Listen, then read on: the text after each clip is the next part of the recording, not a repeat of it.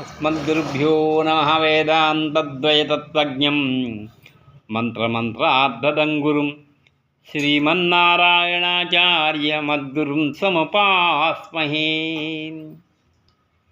మనకి అందరికీ కూడా ఏదో విధంగా భగవంతుణ్ణి ధ్యానం చేసుకుంటూ ఉంటారు. ఆ ధ్యానం చేసుకోవడంలో చిరంజీవులకి అంటే పిల్లవాళ్ళకి తొందరగా వివాహం కావాలంటే ఈ కంచికామకోటి పీఠాధిపతులు ఒక మంత్రాన్ని చెప్పారు. ఆ మంత్రం ఏంటంటే ఒకసారి చదువుకుందాం.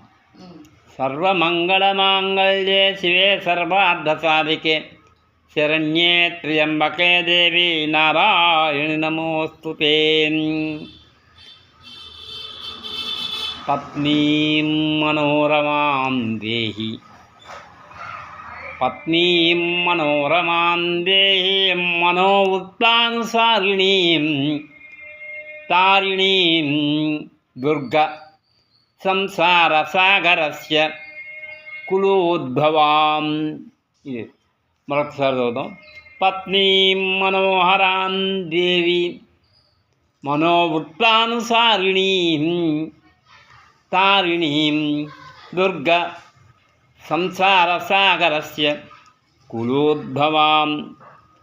మనకి ఇక్కడ లక్ష్మీనారాయణుడు కనిపిస్తున్నారు, అమ్మవారు కనిపిస్తోంది, లక్ష్మీ అమ్మవారు కనిపిస్తున్నారు. అంటే ఆ శబ్దాలు చదువుతూ ఉంటే ఆ సౌందర్యంగా ఆ భక్తిలో ఉన్న వాళ్ళకి ఒక శ్లోకం చదువుతూ ఉంటే అనేకమైనటువంటి దేవతలు కనిపిస్తారు, అందులో ఉన్న పరమార్థం కూడా కనిపిస్తుంది. ఇది పరమ గురువుల యొక్క సాన్నిధ్యం చేతే ఆ దృష్టి వస్తుంది. ఇప్పుడు మామూలుగా ఈ శ్లోకం చదివితే ఆ శ్లోకంలో ఏం కనిపించదు. ఇక్కడ పత్నీం అన్నాడు, ఇక్కడ పతి అని శబ్దం ఉంది. పతి అంటే లక్ష్మీపతి, ఆయన అరుస్తూ ఉంటారు సీతారామచంద్ర లక్ష్మీపతే శ్రీమన్నారాయణ అని. ఆయన అన్నటువంటి ఆయన నృత్యం చేసినటువంటి లక్ష్మీపతి, అందులో పతి ఇక్కడ ఉంది. అంటే ఇక్కడ లక్ష్మీనారాయణ, లక్ష్మీపతే శ్రీమన్నారాయణ అని అరుస్తారు. పత్నీం అన్నారు. తకారం అనేది వేద విశిష్టమైనటువంటి ఓంద్రస్సవితుర్వరేణ్యం అనేటువంటి ఒక శబ్దం తకారం. తపస్వాధ్యాయ నిరతం, తపస్సు అంటే నిరంతరం చేసేటువంటి కృషి, తపస్సు అంటే మనం చేసేటువంటి ధ్యానము అని అర్థం. తపస్వాధ్యాయ నిరతం. పత్నీం, పత్నీం అంటే భార్య. మనోహరాం, ఇక్కడ మనోహరాం మనోరమాం రెండు శబ్దాలు. మనోరమాం అంటే పత్ని భార్య ఎలా ఉండాలి? మనస్సుకు రమాం రమించేది, మనస్సును సుఖపెట్టేదై ఉండాలి, కష్టపెట్టేదై ఉండకూడదు అని పురాణాలు చెప్తున్నాయి. ఇక్కడ మనోరమాం అంటే ఇక్కడ ఏ విధంగా అంటే ఇక్కడ మనః రమాం కదా, అంటే దాన్ని సంధి విడదీస్తే ఓం వచ్చింది, అంటే మనోరమాం సంధి చేరింది. ఇక్కడ ఓకారం చేరింది కనుక ఈ మనోరమాం అంటే ఎటువంటిది అంటే వైదిక విహితమైనటువంటిది అని అర్థం. ఓకారం అంటే ఇక్కడ మనస్సు సంతోషం. ఏ విధంగా వైదికంగా ఒప్పుకోనిటువంటి విషయంలో మనస్సు సంతోషం పడకూడదు. మనం మనస్సులో సంతోషంగా హాయిగా ఉన్నామంటే ఈ సంతోషంగా ఉన్న ఇప్పుడు ఆ దీపం చూసాం, ఆ దీపం చూడడం వల్ల మనకి ఆరోగ్యం, అలాగే సంతోషం, అంటే వైదిక విధానం. అలాగే ఇంకో చెడ్డది చూడడం వల్ల మనకి సంతోషం వచ్చింది అంటే వైదిక విధానం, అవైదిక విధానం పనికిరాదర్థం. దేహి అంటే ఎవరైనా మనం పరమాత్మని దేహి అని అడుగుతాం, అమ్మని ఈ అమ్మని అన్నం పెట్టమని అడుగుతాం. అలాగా ఇక్కడ దేహి అని అడుగుతున్నారు ఎవరిని? లక్ష్మీనారాయణని, లేకపోతే శక్తి స్వరూపిణి ఎవరైనా సరే, అమ్మవారిని లక్ష్మీనారాయణని లేకపోతే పార్వతీ పరమేశ్వరుని, మొత్తం దేహి. మనోవృత్తానుసారిణీ, మనః వృత్తానుసారిణి, ఇందులో కూడా ఓకారం వచ్చింది. మనః శబ్దం ప్లస్ వృత్తానుసారిణి, మనో వృత్తానుసారిణి అంటే ఏంటి? ఇక్కడ వైదిక సంబంధమైనటువంటి అని అర్థం. ఇక్కడ కూడా అంటే వైదిక సంబంధమైన మనం ఆలోచనలు ఉండాలి అనే ఈ ఆలోచనలతో భార్య కూడా కలవాలి అని అర్థం. మనోవృత్తానుసారిణి అక్కడికి వెళ్ళి తారిణి అంటే తరింప చేయడం అని అర్థం. తారిణి అంటే తరుణి అంటే స్త్రీ, రెండు అర్థాలు. తారిణి ఇక్కడ కూడా తా అనే శబ్దం తెచ్చాడు, రు అనే శబ్దం అగ్నిబీజం వేశాడు. తరుణి, తరుణిలో తా అనే శబ్దం ఎక్కడ గాయత్రి బీజం అంటే శక్తి.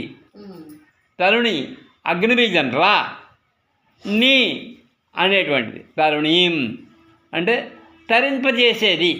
ఎలా తరింపజేసేది అంటే ఇప్పుడు జననమాన చక్రం ఉంది.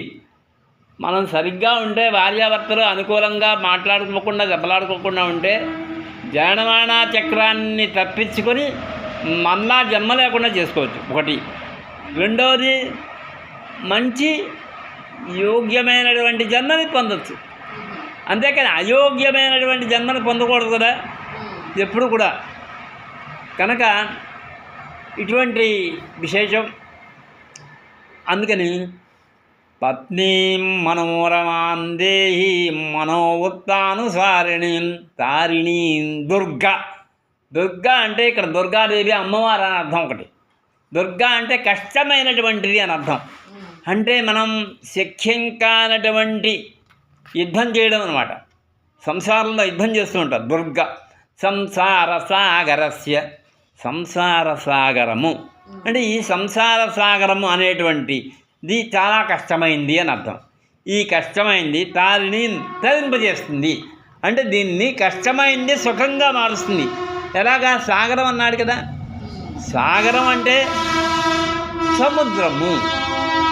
సముద్రాన్ని చిరికితే అమృతం వచ్చింది. అలాగే ఈ సంసార సాగరాన్ని కూడా చిరికితే అక్కడ అమృతం వస్తుంది. అమృతం వంటి పరమాత్మ యొక్క కటాక్షం అనేటువంటి ప్రయోజనం వస్తుంది. ఆ ప్రయోజనాన్ని ఆశించి తారిణీం దుర్గా సంసార సాగరస్య కులోద్భవం అంటే అర్థం. ఇక్కడ అర్థం ఏ వ్యాఖ్యానం వాళ్ళు చూడడానికి నాకు అవకాశం లేదు. ఆ వ్యాఖ్యానం అన్నీ కూడా తమిళంలో ఉంటాయి, లేకపోతే సంస్కృతంలో ఉంటాయి. అర్థం చేసి కులోద్భవం అంటే కులహ ఉద్భవం. కులోద్భవం, కులోద్భవం అంటే కులంలోంచి పుట్టినటువంటిది. ఈ అమ్మాయి ఎటువంటిదై ఉండాలి? ఆ అమ్మాయి నా యొక్క సంసార సాగరాల్లో ఉండేటువంటి బాధల్ని తొలగించేటువంటిదా ఉండాలి. కులోద్భవం అది ఇక్కడ కులోద్భవం అన్నాడు. తారిణీం సంసార సాగరస్య కులోద్భవాం. ఇది స్వామి పీఠాధిపతులు వారిని చెప్పారు. వారు ఏంటంటే సాధారణంగా నేను ఎప్పుడు కంచికామకోట పీఠాధిపతులకు వెళ్ళినా ఏదో శ్లోకం లేకపోతే అమ్మవారిని ధ్యానించుకోండి అని చెప్తారు. సాధారణంగా నేను ఎప్పుడు కూడా ఈ గ్రహ పూజలు చేయండి అని చెప్పదా. ఎప్పుడు కూడా ముందర చేయాలిగా. ముందర ఇది అమ్మవారిని ధ్యానించిన తర్వాత కదా వాళ్ళు చేయాలి. ఇది చేయండి అది చేస్తే అలాగా. అందుకని ఒకసారి చెప్పండి అందరూ. పత్నీం మనోరమాం దేహి మనోవృత్తాను సారిణీం తారిణీం దుర్గా సంసార సాగరస్య కులోద్భవాం. ఇదే విషయాన్ని మన ఈ గణపతి గుడిలో కూడా చెప్పడం జరిగింది. అదే ఇప్పుడు నిన్న సింహాచలం వెళ్ళాను. సింహాచలం వెళ్ళి ఒక స్నేహితుల ఇంటికి వెళ్ళి ఇదే శ్లోకాన్ని చెప్పాను. చెప్పిన తర్వాత అక్కడ ఆ సన్మానం అది పొంది వచ్చాను. మంగళం కోసలేంద్రాయ మహనీయ గుణాద్దయే చక్రవర్తి తనూజాయ సార్వభౌమాయ మంగళం.